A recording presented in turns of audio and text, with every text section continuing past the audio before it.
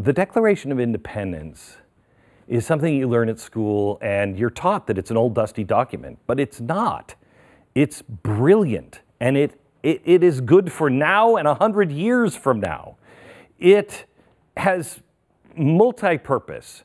It was to rally the troops, to gain foreign allies, to announce a new nation, but it really was to set principles in stone and say, when we get away from you, King, this is what we're going to do. So it's broken up in 5 different sections. And I want to explain this really as a breakup letter, as I do in the book. The introduction, the preamble, the body, composed of 2 parts, and then the conclusion. Ultimately, it crafts a genius breakup letter. In addition to outrage, I take an in-depth look at the Declaration and translate word for word its breakup letter format, line by line, into modern language to explain it. That chapter in the book is a great primer to help you get reacquainted with our original founding documents. But I want to give you a taste of what I mean when I say it's the greatest breakup letter. The introduction. The introduction is notification. I think we need to break up, and to be fair, I feel I owe you an explanation. When in the course of human events, it becomes necessary for one people to dissolve the political bands which have connected them with one another, right? The Continental Congress felt they were entitled by the laws of nature and nature's God to dissolve the political bands, but they needed to prove the legitimacy of their cause. They actually really liked the king. They didn't really want to break up with him, but he just kept being a jerk. So the defining words, most powerful nation, that powerful nation gonna get these words, and that wasn't gonna be good. The king wasn't gonna like it. And it had to motivate foreign allies to join the effort. So what are you going to do? How are you going to do this? How are you going to say something that's going to piss off the most powerful nation on earth and inspire everyone else?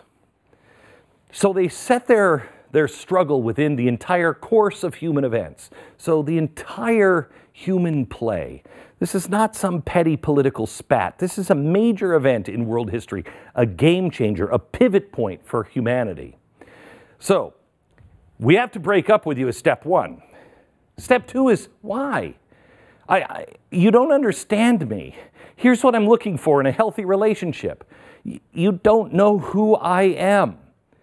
I have to tell you why I'm breaking up. It's because I believe in the course of,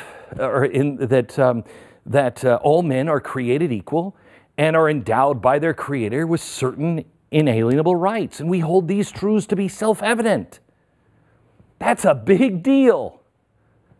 This is who I am. And among those rights, life, liberty, and the pursuit of happiness. And you, as my boyfriend or my husband or whatever, you don't get it. That part is pretty much everything the people in America know about the Declaration, if they even know that.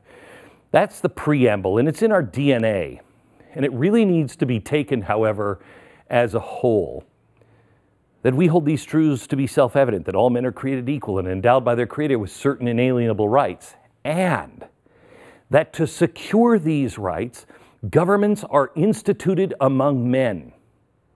That means the only reason the government exists is to secure those rights, deriving their just powers from the consent of the governed, meaning the people are empowering this government to protect the rights, and that whenever any form of government becomes destructive to those ends, meaning protecting the rights, it is the right of the people to alter or abolish it.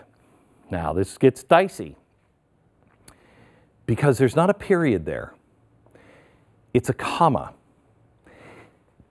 And to institute new government, laying its foundation on such principles and organizing its powers in such form as to them shall seem most likely to affect their safety and happiness.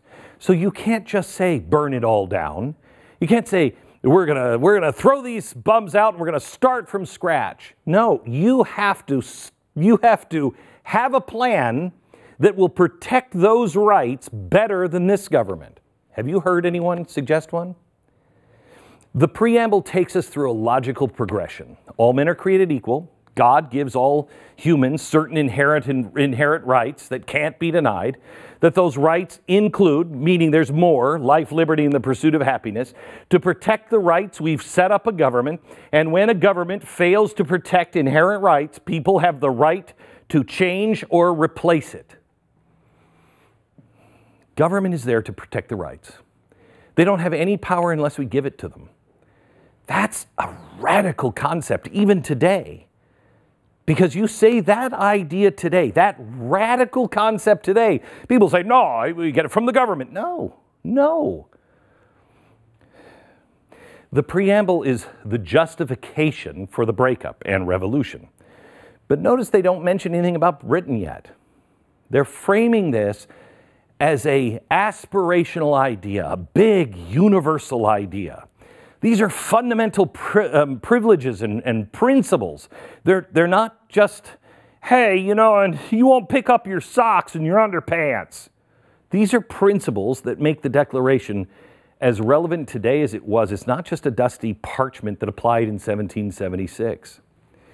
Then we get to step 3. Here's why it didn't work out. It's not me, it actually is you. This is part 1 of the body of the Declaration of Independence, where Jefferson starts to flex his lawyer muscles. He lists 27 grievances against the British Crown. This is their specific proof of their right to rebellion.